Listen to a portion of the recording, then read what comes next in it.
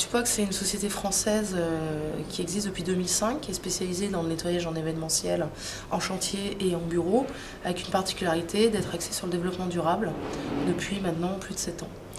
On a développé aussi une filiale en Scandinavie, donc qui est le berceau du développement durable, sur lesquels en fait on a pris pas mal d'idées qu'on a importées en France et après on leur a re-exportées.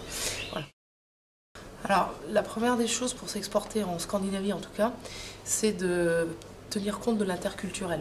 C'est-à-dire qu'ils ont des valeurs qui ne sont pas forcément les nôtres, qui sont diamétralement opposées. Par exemple, sur le management, en France, c'est très très difficile, par exemple, lorsqu'on vous donne une carte de visite, d'obtenir la ligne directe d'un PDG. En Scandinavie, vous avez la personne lors d'un cocktail, il vous donne sa ligne directe, il n'y a pas d'assistante, il n'y a pas de blocage, ça c'est des choses un petit peu différentes comme ça. Après, vous avez des choses, notamment sur les sites internet, où il faut respecter certaines choses. Par exemple, nous, on avait sur notre front page, sur le site internet français, on a une femme accroupie qui fume une cigarette et qui nettoie. Ça passait pas du tout en Scandinavie à cause des droits de la femme. Parce qu'ils trouvaient la photo avilissante, donc du coup on a remplacé et on a fait des choses un petit peu plus scandinaves. Et surtout aussi, faut jamais oublier qu'avec les Scandinaves, vous avez qu'une seule première chance. Vous pouvez pas vous planter. Ça passe ou ça casse.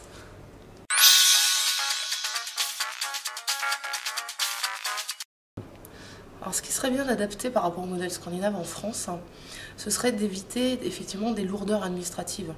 C'est pas normal qu'en France, par exemple, lorsque vous répondez à un appel d'offres, on vous demande pléthore de papiers, de justificatifs, etc. Alors qu'en fait, ils vont être perdus dans la masse et qu'au final, vous savez même pas savez même pas qui est votre donneur d'ordre. En Scandinavie, vous avez rendez-vous avec la personne, vous donnez les mêmes justificatifs, ça c'est normal, mais par contre, c'est un lien direct.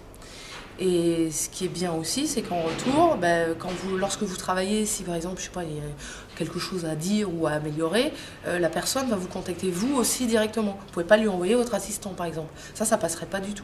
Et c'est vrai qu'en France, ce serait bien qu'il y ait ce lien un petit peu plus direct. Ou alors que la personne qui soit en charge de votre dossier le soit aussi sur le terrain. Et puis aussi sur le fait de payer régulièrement et à date fixe. Ça, en Suède, il y a des délais de paiement qui sont de 15 jours. C'est pas 16 jours, c'est pas 60 jours, c'est 15 jours. Et c'est par virement. Les chèques n'existent pas. Donc vous n'avez pas le risque d'impayé, vous n'avez pas le chèque en bois, vous n'avez pas de choses comme ça. Donc s'ils ne payent pas, votre contrat il est arrêté, c'est sûr, mais c'est parce que la boîte elle-même a fermé. C'est pas parce qu'ils vous font patienter ou des choses comme ça. Donc c'est vrai que si on pouvait adapter ça à la France, bon, après, on parle aussi d'un pays qui a que 10 millions d'habitants. C'est-à-dire quand même quasiment 7 fois moins que nous. Donc c'est vrai qu'il faudrait peut-être aussi moduler ça en fonction de cette taille. Mais je pense qu'il y a des choses quand même au moins à améliorer. En tout cas sur les délais, quels qu'ils soient.